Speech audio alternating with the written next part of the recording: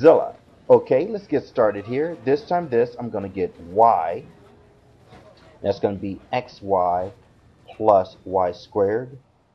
This time this, I'm going to get a negative x squared plus xy.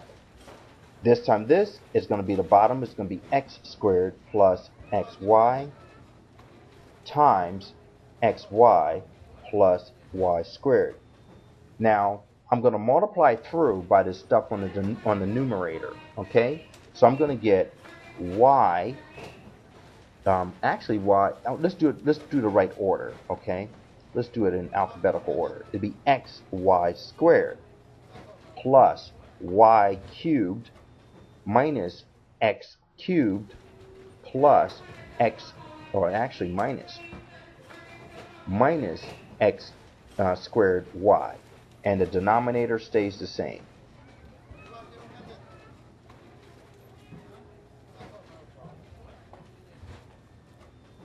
Alright, now I'm going to do some grouping, okay? So grouping in a different sort, okay, than I was doing before. So let me just go ahead and keep this denominator the same so I can get my mind wrapped around what I need to do. Because some of you, it's going to be really hard for you to see this because the x and y's are going to start playing games with your head. Alright, what I'm doing is I'm going to look at the first two right here. And I'm going to notice that y's are common for both. So I'm going to pull out a y squared. And then I'm going to have my x. So this right here will give me that back again. And then this side, I'm going to leave it just a plus y. Well, since I have x plus y, I'm going to assume that the people that came up with this problem is going to want to try to make it easy for me at some point. So I'm going to rewrite down this x plus y again on this side, put a bracket around it. Now, I'm going to multiply this out here by an x, negative x cubed, to the square, I'm sorry. So that's going to be this time this, and I'll get that back again, this time this, and I'll get that back again. And sure enough, they did. They were trying to make it easy for us. Even though they're driving you crazy with these x's and y's, they made it easy. Now I'm going to group. I see this guy and this guy together, so I'm going to take those two and group them. And then I'm going to take what's common for both of those sides is my x plus y. Now, with that said, goodness, what did I do? Oh, I see what I did. Okay, now I'm going to go ahead and pull my bottom down. I might need to write this over because I'm running out of room.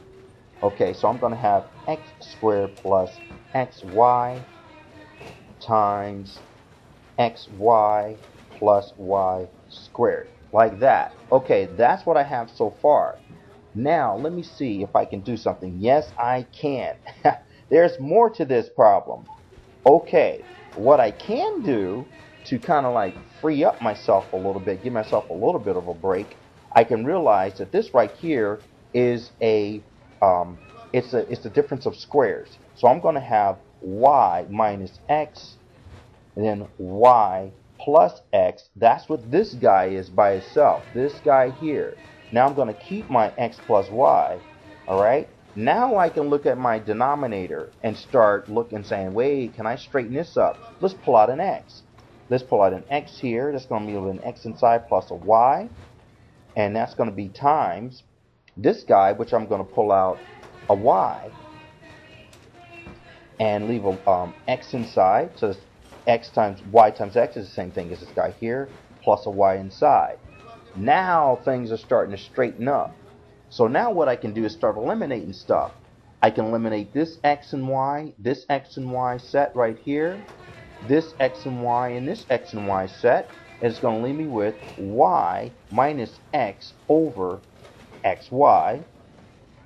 And I don't know if they gave restrictions. Restriction would be that don't let x be equal to 0 and don't let y be equal to 0. And I think that'll do it for me. Also, since you crossed out, don't let x be equal to the minus y.